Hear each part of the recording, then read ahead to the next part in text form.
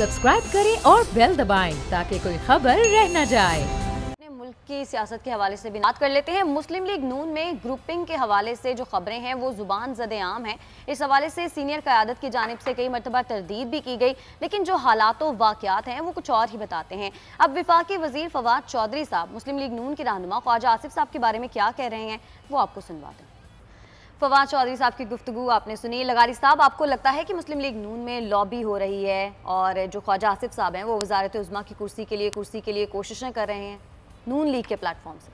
नहीं, इसलिए कि वही जेल से बाहर थे और इसीलिए वही लॉबिंग कर रहे थे। उससे पहले एहसन इकबाल थे, वो एहसन इकबाल लॉबिंग कर रहे थे और पार्टी को जो है वो वहाँ पर एक तर्जुमान बने हुए थे। मरियम औरंगज़ेब बाहर हैं तो वो बात कर रही हैं। इससे यहाँ ये कहाँ ज़ाहिर हो रहा है कि वज़ारत उज़्मा के उम्मीदवार हैं? शायद खाकान अब्बासी बाहर होंगे तो वो उम्मीदवार होंगे। बहरहाल ये फवाद चौधरी साहब ने खुलझड़ी छोड़ी है और अच्छी है। और जिस तरह से वो आजकल बादे मुखालिफ की समत साथ साथ चल रहे हैं, तो मुझे तो ये भी लग रहा है कि वो भी वज़ारत उज़्मा के उम्मीदवार हैं अपनी पार्टी में। लेकिन वो जो पेशगोइयाँ कर रहे थे, उन्होंने कहा कि ख्वाजा आसिफ साहब ने नवाज शरीफ साहब को लंदन भिजवाया और अब वही ये चाहते हैं कि शरीफ फैमिली जो है वो वहीं पे सेटल हो जाए। इस बात में आपको लगता है कितनी? नहीं, कोई नहीं है, ऐसी कोई बात नहीं है। इसलिए कि अपने सौदे शरीफ ख़ानदान खुद ही करता है, वो किसी दूसरों से सौदे नहीं करवाते हैं। वो अपने लिए वकील मुकर्रर कर लेते हैं और कहते हैं कि जनाब डट कर मुकदमा लड़ो। वकील को ये नहीं बताते हैं कि हम पतली गली से बाहर निकल रहे हैं। वो तो एतजाज़ एहसन साहब के आपने सुने हैं सारी की सारी बातें जो वो बता रहे थे कि किस तरह से उन्हें आकर मोहतरमा मोहतरमा कुलसूम नवाज़ ने वकील बनवाया कि जी आप वकील बने और केस लड़ें। चौथे दिन वो उठकर चले गए और इनको पता ही नहीं था। तो ये सारी चीज़ें शरीफ ख़ानदान जब अपने बारे में फ़ैसला कर रहा होता है तो वो ख्वाजा आसिफ साहब को या किसी और को नहीं लेते। और ख्वाजा आसिफ साहब की वहाँ पर रसाई भी इतनी नहीं है, इसलिए कि वो वहाँ कहाँ पर इक़्तिदार के मरकज़ में मकबूल कहाँ से हो गए, उनके राब्ते कहाँ से हो गए। वो तो जिस तरह से सिक्योरिटी इदारों के बारे में ख़ुद बातें करते रहे हैं, वो तो अब भी लोगों के जहन में बड़ा क्वेश्चन है, ऐसी नहीं है। अच्छा, फवाद चौधरी साहब ने कहा जी तो चाहता है कि सच बोलूं मगर हौसला नहीं होता, तो लगाई साहब आप ही उनको हौसला दे दें और जो सच बोलना है वो बोल दें। मेरे ख्याल है कि वो सच बोलेंगे लेकिन उसमें बहुत कम वक्त रह गया है। वो बहुत सच बोलेंगे और हाँ एक और नुक्ता नज़र आएगा और वो जब आएगा तो मकाम व मर्तबे का पता नहीं है और कभी अपने अपने मकाम पर, कभी तुम नहीं कभी हम नहीं, तो ऐसे ये भी हो सकता है कि किसी और मकाम पर हो। इसलिए कि अब तक ये 4-5 मकाम तो इनके हम भी देख चुके हैं कि वो इसी अपना तर्जुमान बने थे पाकिस्तान पीपल्स पार्टी के और प्राइम मिनिस्टर हाउस में थे। उसके बाद ये मुशर्रफ के तर्जुमान बने थे तो भी वहीं पर थे। काबलियू के तर्जुमान थे तो वो भी वहीं बड़े करीब, बड़े उनके क्लोज थे। इनके तर्जुमान बने इमरान खान के, तो अब तो वजारत के मनसब पर हैं, फिर पता नहीं किसके तर्जुमान बनते हैं। बहरहाल वो भी, उनका भी एक रोल होता है चीज़ों को। अपने अगले क्लिप की जानिब नाज़रीन बढ़ेंगे। कराची सर्कुलर रेलवे के हवाले से chief justice of Pakistan खासिब Barham नजर आए। अदालत ने हुक्म दिया है कि बुलंदो बाला इमारतें जो हैं वो उनको गिराया जाए और पार्क बना दिया जाए, क्योंकि कराची एक मेगा प्रॉब्लम सिटी बन चुका है। ये चीफ जस्टिस की जानिब से रिमार्क्स दिए गए। क्लिप आपने देखा। लगारी साहब, कराची शहर आपके सामने है, बल्कि हम सबके सामने है। क्या होगा इस शहर का? जैसा चीफ जस्टिस ऑफ पाकिस्तान साहब कह रहे हैं, आपको लगता है कि वैसा हो जाएगा? चीफ जस्टिस साहब का इंटेंशन ठीक है, सही, नीयत बिल्कुल सही है, उनका विजडम भी ठीक है, उनका जो तरीक़ाकार है।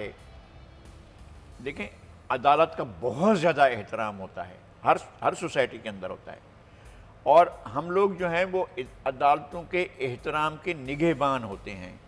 हमारा काम होता है कि अदालतों के जो फैसले होते हैं उनके ऊपर उनकी रूह के मुताबिक अमल किया जाए। कोई अदालत, यहाँ हमारी अपनी अदालत की बात करूँ, दुनिया की कोई अदालत अगर ये फैसला कर दे कि फ़लाँ मुल्क के फ़लाँ शहर में 5000 मंजिला इमारत एक हफ्ते में बना दी जाए तो नहीं बन सकती है। चीन में भी नहीं बन सकेगी। तो हम वो काम अगर हम करें, अगर हमारी अदलिया ऐसे फैसले दे जो आपके लिए, जिन पर अमल दरामद बहुत आसान हो, तो उसकी वक़्त भी होगी, हैसियत भी होगी, एहतराम भी होगा और जायज़ भी होगा, बिल्कुल जायज़, फैसला अब भी कोई नाजायज़ थोड़ी है।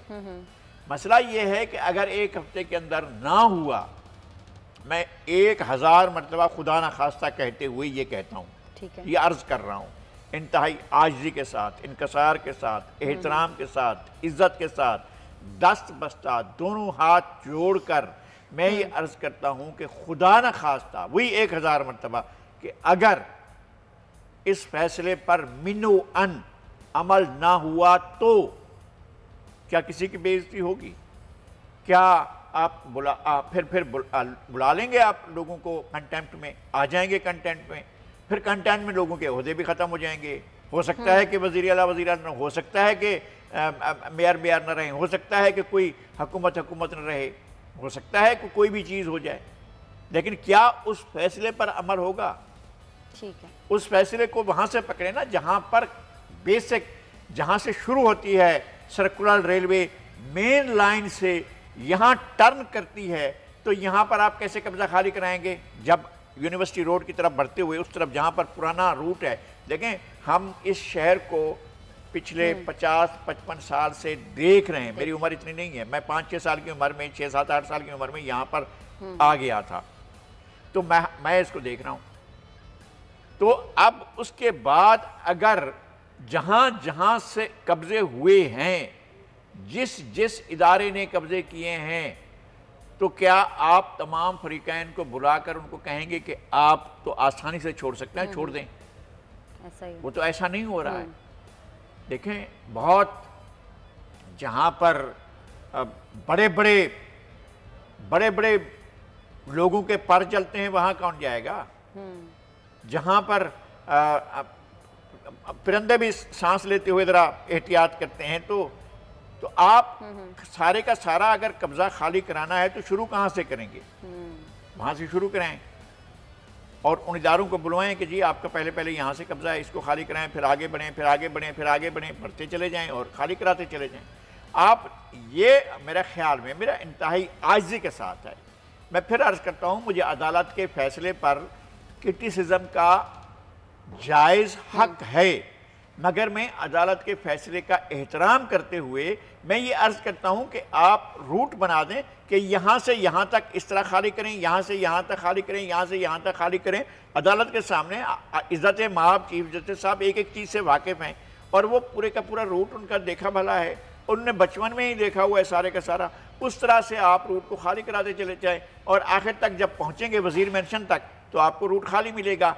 अगर ये विल हो, मुझे नहीं अंदाज़ा है कि एक हफ्ते में ये हो सकता है, एक हफ्ते में कंटेम्प्ट नोटिस जारी हो सकते हैं और मुख्तलिफ ओहदेदारों के ओहदे ख़त्म हो सकते हैं, लेकिन इस पर अमल नहीं हो सकता। ये मेरा इंटेंशन नहीं है, मेरी नीयत नहीं है, मेरी ख्वाहिश नहीं है, मेरी आरजू नहीं है, मेरी उमंग नहीं है, मगर ऐसा हो नहीं सकता। लगता नहीं है कि एक हफ्ते के अंदर अंदर जो है वो कमिश्नर साहब हूँ, वो चीफ सेक्रेटरी हूँ, वो चीफ मिनिस्टर हूँ, वो मेयर साहब हूँ, कोई भी हूँ, जाकर इस तरह से सारा कुछ कर दें। ये ना इतना मशीनरी है, ना इतना मैकेनिज्म है, ना इतनी व्हील है, ना बहुत सी चीजों में आप आगे जा सकते हैं। चीफ मिनिस्टर भी शायद ना जा सकें।